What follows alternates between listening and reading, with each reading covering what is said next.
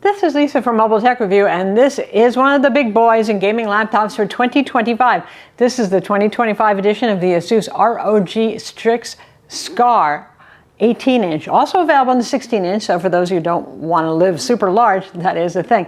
So this is their most performant gaming laptop. It's their priciest, but compared to some of the pricing we've seen for gaming laptops, it's not that bad. We're going to look at it now. So since this is the higher end tier product, there is the Strix without the Scar on board with the G in the name and so on. That doesn't have the mini LED display that this one has, so if you want the best possible display, yada yada, you get the idea there. I typically actually do use my gaming laptop display when I game instead of an external monitor, so I care about the display, so I find this interesting, and in fact I own the 2024 edition. We'll talk about that one in comparison as well. Anyway, it starts at about $2,700. That's with an Nvidia RTX 5070 Ti. This configuration that Asus sent us as a review loaner is $3,400, and it has the 5080, and then there is, you know, the story with the RTX 5090, just sort of like the 4090 before, way more money than the others. So that one is like $4,500. Your performance versus dollar in the 5090, not so much, but that 24 gigs of VRAM you get for people who are like super wanting to be future-proof or doing certain LLM models and other things with AI may really be captivated by that. 16 gigs on the 5080 though is still reasonable enough in my opinion. Anyway, another exciting thing, we have Intel's Core Ultra 9 275HX processor. So we've done a couple of other gaming laptops, several in fact, reviews at this point, and that processor is great because it brings about a 15 to 20% performance improvement over the previous generation, like the 14900HX, but also it does it with better thermals, yay, and better battery life. So the one thing Intel wasn't so good at, they've gotten better at. Now we have a smaller nanometer process, a system on chip design that's much more sophisticated, so Intel is finally doing the right things in spades.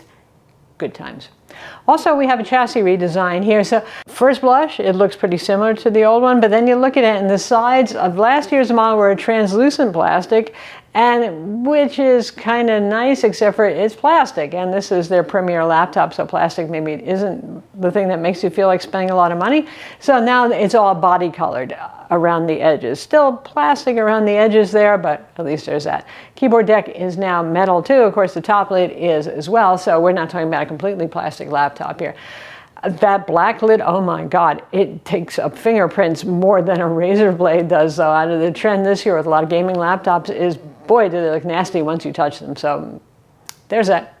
If you have OCD, wipe, wipe, wipe. That's what you'll do.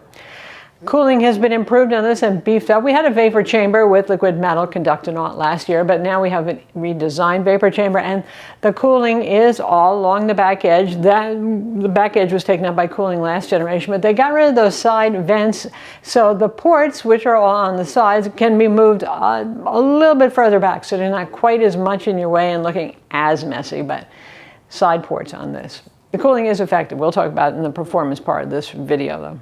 The edge light bar that used to just be at the front edge is now around, well, all four sides on the edges. I don't think that's going to keep anybody awake at night, but it looks kind of cool. And the anime or anime, however they want you to pronounce that, vision, which is that dot matrix LED white display that's on the lid. It used to be on the Asus ROG Zephyrus G14, for example, as an option.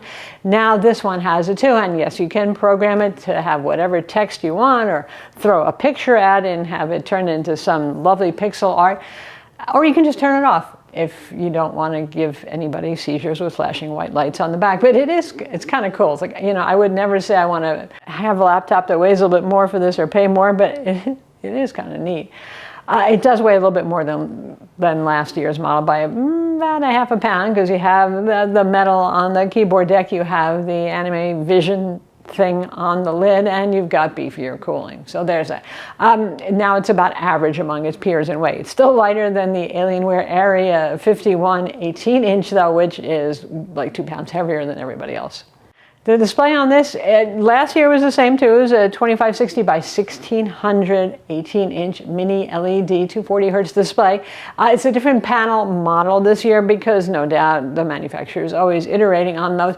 Specs are similar on it. As ever, it's lovely looking, and it has Asus's signature, everybody should have this with mini LED, control over backlighting zones. So you can have multi-zone backlighting, 2000 backlight zones. So it's not like you're going to see a super lot of haloing there around, dark things and light things, that contrast causing a problem. They had the strong version of that, which really amps contrast more. I kind of like that one, I admit it. And that's, if you turn on Windows HDR, that's what it's going to use anyway. And then you have SDR mode. That's important for content creators who don't want any visual distortions or aberrations or any of that sort of thing. So that is uniform backlight like a high quality IPS display would have. Yeah, OLED would be nice. I too like OLED. I mean, I love mini LED and it gets a heck of a lot brighter, but OLED, no, Samsung's not making any OLED panels in 18-inch. That's why they're all mini LED or IPS this year. Speaking of brightness, this is HDR 1000, just like the last generation, and our colorimeter measured 940 nits of full screen white brightness and a peak of 1261 nits. And that's just an SDR mode. Of course, if you enable HDR, you can probably hit our colorimeter. It's harder for those to measure those things, but it looks like it was hitting almost 2000 nits in very small pinpoint areas of white. So, wow. So contrast is very high on this. Is it infinite like OLED? No. Is it really good? Yes. If you're looking at starfield simulations with little dot points of light, even with 2000 backlighting zones, there is a chance you will see some haloing. But if you need to use it in a brightly lit environment, OLED can sometimes be a problem, right? Because OLED doesn't get that bright, usually around 400 nits for most of the models that compete with this. And also OLED has glare because they're always glossy displays. This is a matte display, so you know who you are and what you might want to have. In terms of performance, it's very good on this. It's not class leading. I mean, it's going up against some hard competition. Lenovo Legion 7 Pro Gen 10 that we reviewed. I mean, that one is just, the CPU temperatures will go up there because they're really pushing that as hard as they can. So this one goes with the more, even in turbo mode, a bit more relaxed, shall we say, with thermal. You can always go to custom mode and do what you wish with it and crank up the performance even more. Our tests were run in turbo mode. There's also a performance mode below that one, and then like a balance mode, and then like an echo mode.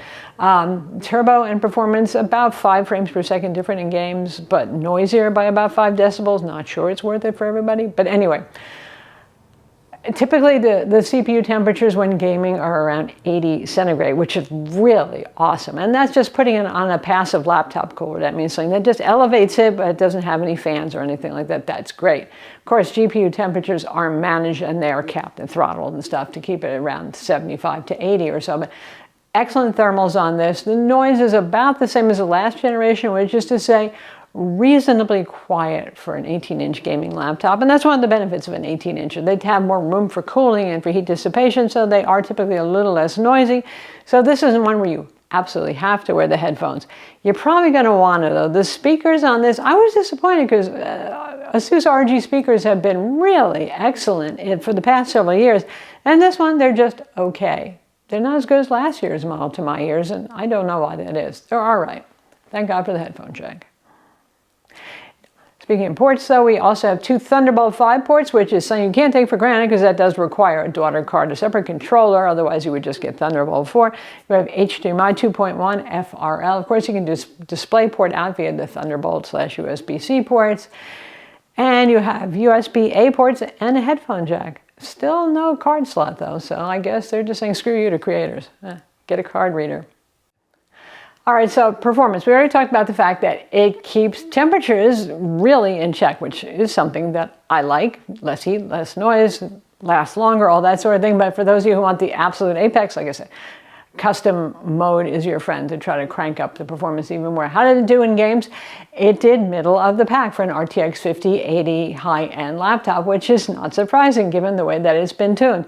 So when it comes to NVIDIA GPUs, there's a whole brouhaha going on because performance from last generation, other than getting more VRAM, which is exciting sometimes for more textures and stuff in newer games, performance has been like 10, 15% at best better than the previous generation, but multi-frame generation, MFG, that has been the big deal. And NVIDIA wants reviewers to talk about it, because really it does make a huge difference. I've said this in every gaming laptop review. They're not making us say this. Nvidia had nothing to do with this video, but boy, I mean, if you can get me like 30-40% more frames in game just by enabling that, and also dropping a CPU temps a little bit, because CPU is now working a little less hard, I'll take it. It looks really good. I honestly, on the size panel that you've got here, the 18-incher, I cannot see any meaningful artifacting, ghosting, any problem going on. What I can say is that it lets me play at higher resolutions and higher frames. I like to play at 90 frames per second, even in single player RPG sort of games and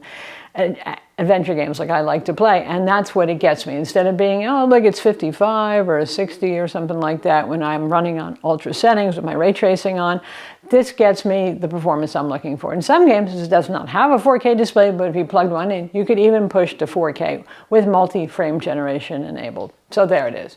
That if you only care about pure raster graphics, the old school way of looking at things, well then, other than the improvements of the Intel processor here, this probably isn't a generation of gaming laptops in general you're interested in. But if you open up to the idea of multi-frame generation, which works much like animation, I mean, those frames are getting generated one way or another, making it look good, then it's worth considering this if you have an older gaming laptop. If you already have a 4080 laptop, probably not so much. You got a 3060 laptop, a 2080, then yes.